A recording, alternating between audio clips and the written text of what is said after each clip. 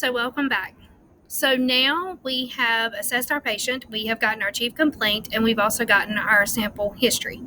So now we are going to get a baseline vital signs. So now you want to get blood pressure, you want to get pulse rate, you also want to get their oxygen saturation level, and you also want to get their respirations. Okay, so you're going to hook them up to the monitor, you're going to check. So you see that their pulse rate is sinus tach between 120 and 130. Okay, you see that their blood pressure is a little low. It's around 90/74. Not too bad, but it's a little low. And you see that their oxygen saturation is 97% room air. So that's great.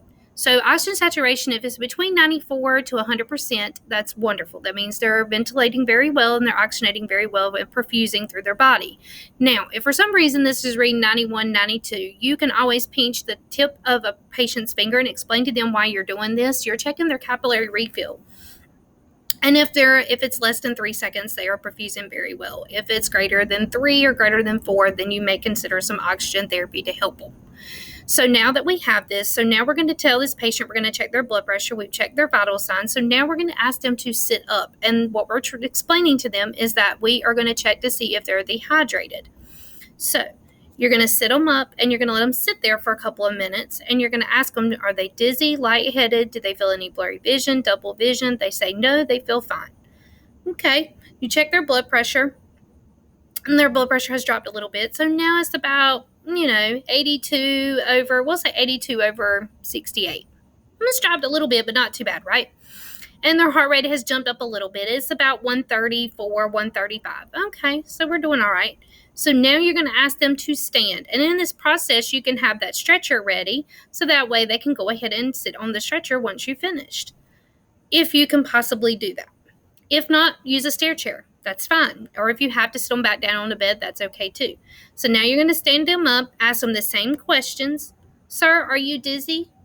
Are you lightheaded? Do you have any blurry vision or double vision? They state that they're a little dizzy, but not too bad. So now their blood pressure is about 76 over 64. Their heart rate is up to about 140. Okay. So now you're going to ask them to sit on the stretcher. We're going to have the stretcher sitting there. They're going to sit on the stretcher. We're going to explain to the patient that they need to go to the hospital. They are a little dehydrated and they need some fluid and some blood work. So now you're going to help them onto the stretcher, secure them safely with the 5-point harness system and the straps, okay? You're going to load them into the ambulance. So now we're in the ambulance. So now we're going to reassess our patient, okay? At this time, the paramedic would take this call. This patient needs an IV, needs some fluid, and they also need some nausea meds as well because they're complaining of nausea. So now that you're in the ambulance, you're going to hook them back up to the monitor, and you're going to start reassessing. You're going to ask them, do they have a headache? They say no. You're going to check their pupils, make sure they're equal, round, and reactive. Pupils look great. You're going to look inside their mouth and look at their gums. If their gums are white, they are dehydrated. His gums look a little white. They're not pink. So now you're going to move on to their neck. If you having any neck pain, chest pain, you're going to palpate the chest. You're going to palpate just like this. No chest pain, okay? You're going to expose that chest as well when you're palpating and the abdomen. Now you're going to press onto the abdomen. You're going to go in all 4 quadrants. You're going to go left, right, and upper, and then lower, same way. And you're going to ask every time you palpate when you push in and see if you feel any hard masses, if you feel anything. Patient states that their lower abdomen hurts, okay? Now you're going to move to their pelvis. You're going to check their pelvis, make sure it's stable. You're going to go down to their lower extremities. You're going to look for abrasions, wounds, bleeding. There's nothing there. You're going to make sure they don't have any pain. There's no edema or swelling. So now you're going to go to their upper arms and do the same thing. So, considering that they're thinking that their lower abdomen's hurt, you're going to ask a simple question. Does it burn when you go to the bathroom, or have you been pooping?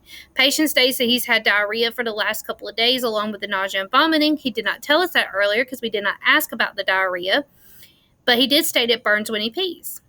Okay.